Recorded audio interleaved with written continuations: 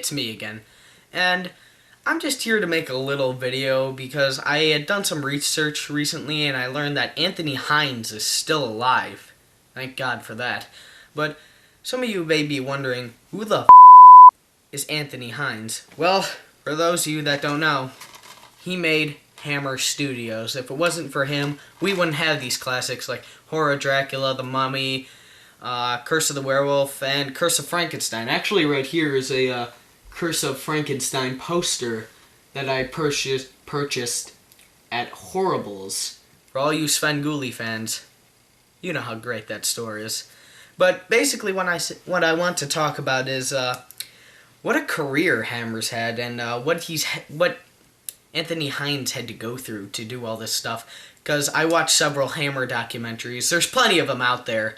But the one I saw was Hammer, the studio that dripped blood, and it had a really young Martin Scorsese in it, and it was really fun watching it, because this was done when Peter Cushing was alive, and Jimmy Sangster was still alive at the time, and a lot of the main composers were still alive. Terence Fisher wasn't alive, unfortunately. That would have been nice talking to him about some of that stuff.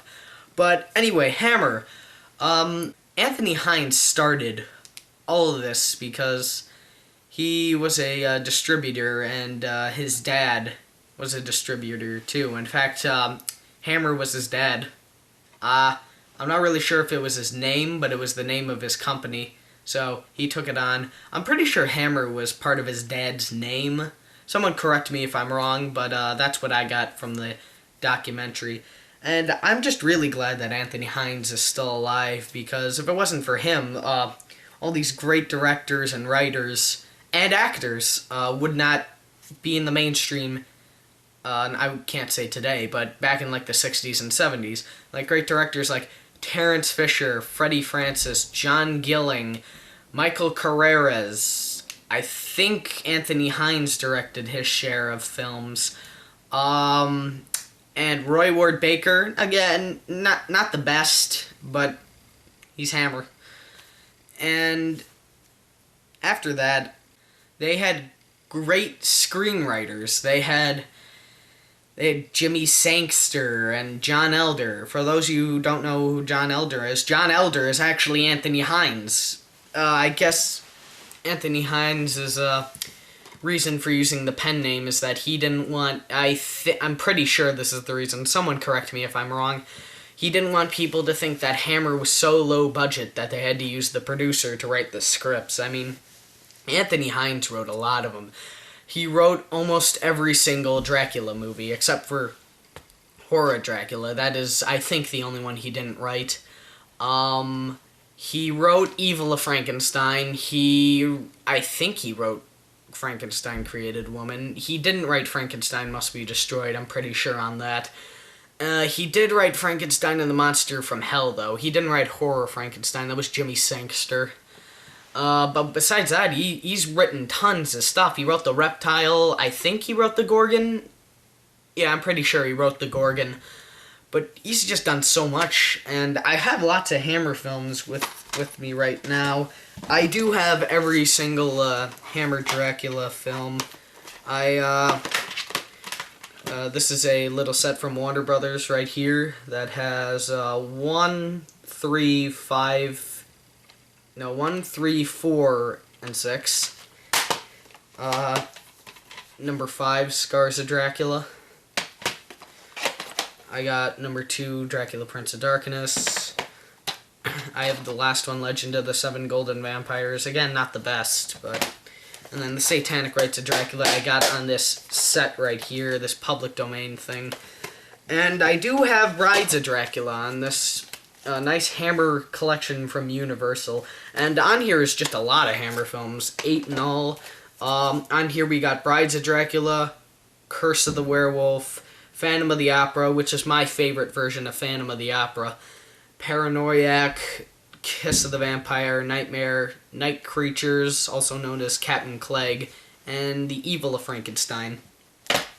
And I do have a big collection of Frankenstein films. I don't have all of them. I don't have Frankenstein Created Woman, and I don't have Horror Frankenstein. Reason being, Frankenstein Created Woman I did not like, and Horror of Frankenstein is like over $50 to get on DVD. That's just too much for me. And I have Curse of Frankenstein, Frankenstein Must Be Destroyed, along with another copy of Horror of Dracula.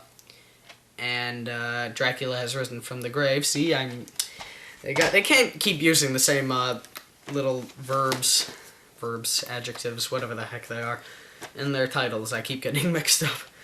I got Revenge of Frankenstein, and Frankenstein and the Monster from Hell.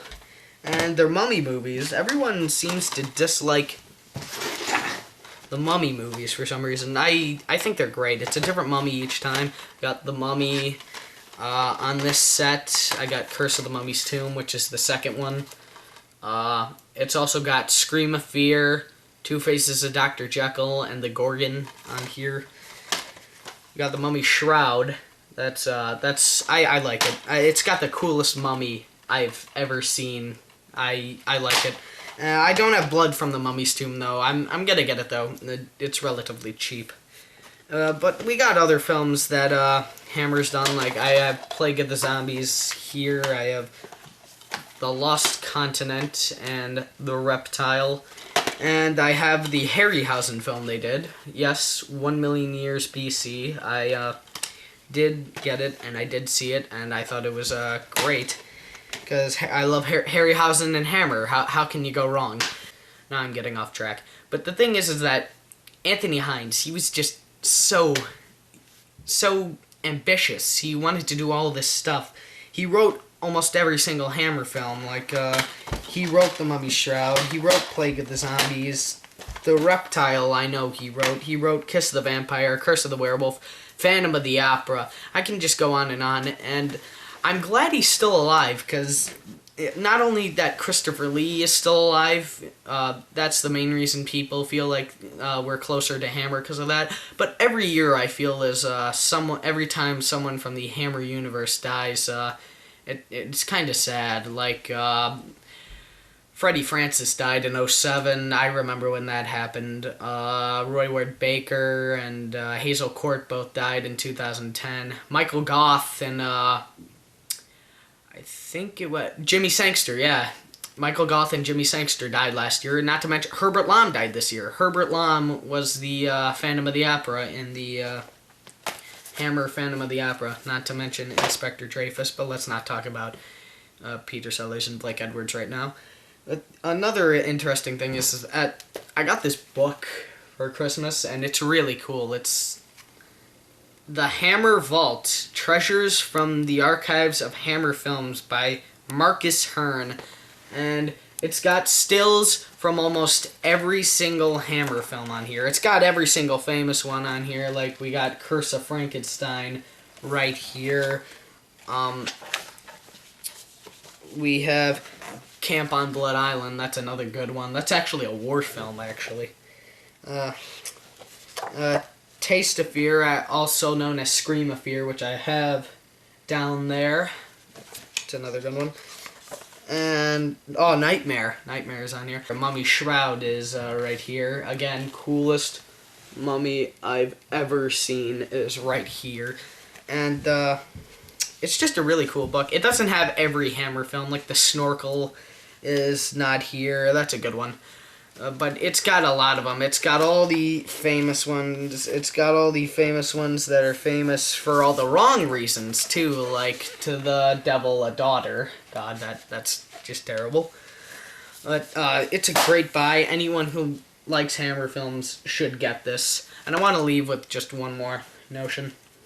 Is that I went to a convention a few months ago and I got this. The Curse of Frankenstein and Horror of Dracula comic book. It's basically a storybook. It's got pictures of everything in here. But the main thing I want to talk about is there's a picture from Dracula's death scene in here that I found really interesting, because as most hardcore Hammer fans know, such as myself, there is footage missing from the death scene, And there's rumors that it's been found in Japan and that it'll be put onto the Horror Dracula Blu-ray, which I hope it is. But I found a picture in here that I think is from the death scene that is deleted, from the deleted scenes. You can see it right there. And it looks pretty interesting. I don't think it's a publicity photo. I doubt it is, because why would you show the ending to a movie in a publicity photo? So, I'm going to end with you on that. And actually, Hammer just came back. Woman in Black. Anyone see that? I did. And I knew. That's the only reason I went to see it. It was a Hammer film.